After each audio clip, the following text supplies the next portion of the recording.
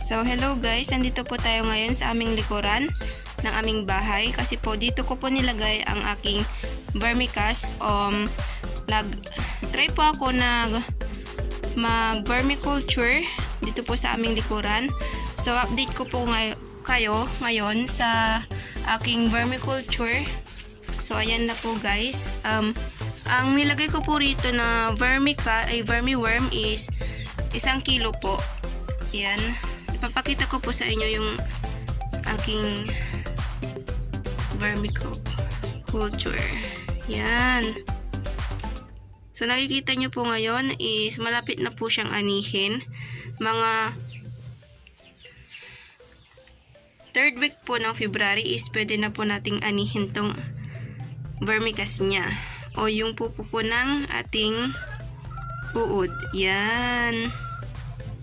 So, ngayon po is habang malapit na po siyang anihin, dapat po naka-ready na po yung ating pakain. Ngayon po is gagawa po tayo ng pakain nila. Gamit po yung puno ng saging, then cow manure at ipil-ipil and madri cacao po. So, tara, samahan nyo po ako. So, yan guys, ito na po pala yung ipapakain natin sa vermiworm. So, i-chop-chop po natin to ng saktong laki lang po. Then, ito po yung madri cacao at ipil-ipil po. Then, nandito po yung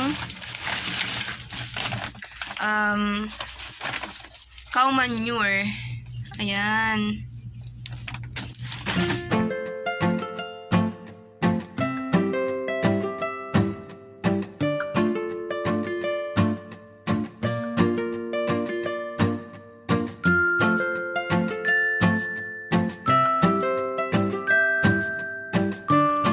Yan po. Ganito po kaliliit yung slice po ng ating puno ng saging para po madaling makompose ng vermiworm.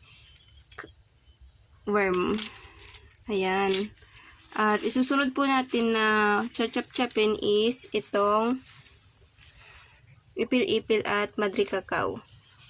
Then, ilalagay na po natin dito po sa ating verm pen. Yan.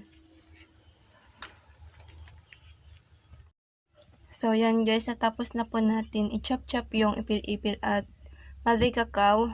Susunod po na step na gagawin natin is ilalagay po natin tong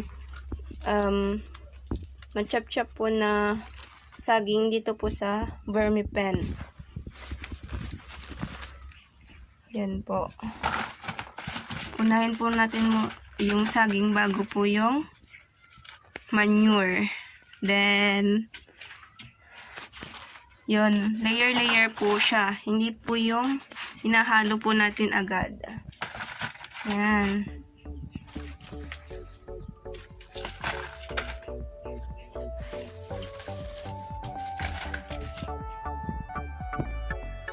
Ayan. Sunod po natin is yung cow manure.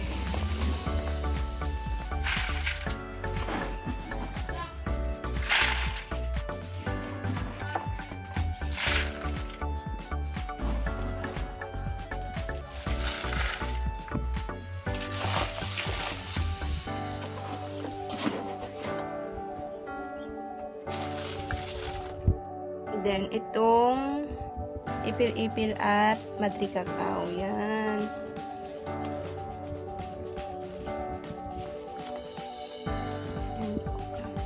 Ayusin po natin yung pagkakalayer niya.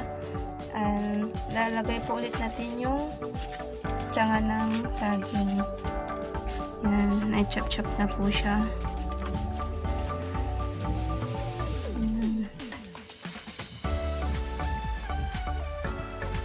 So, yan guys.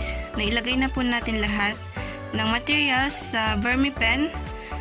Yung madri cacao, ipil-ipil, banana trunk, tsaka cow manure. Sa susunod po is lalagyan po natin ng tubig po.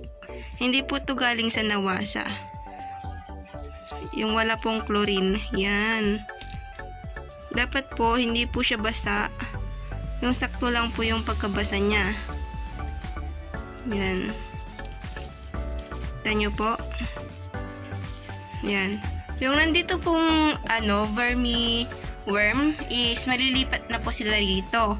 Kahit hindi na po natin harvestin yung worm kasi po sila na po ang nilipat dito sa panibago nilang pagkakainan. Yan.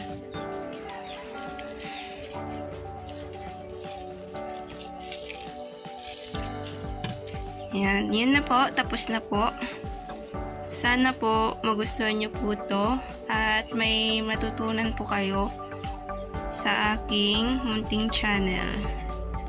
Thank you po.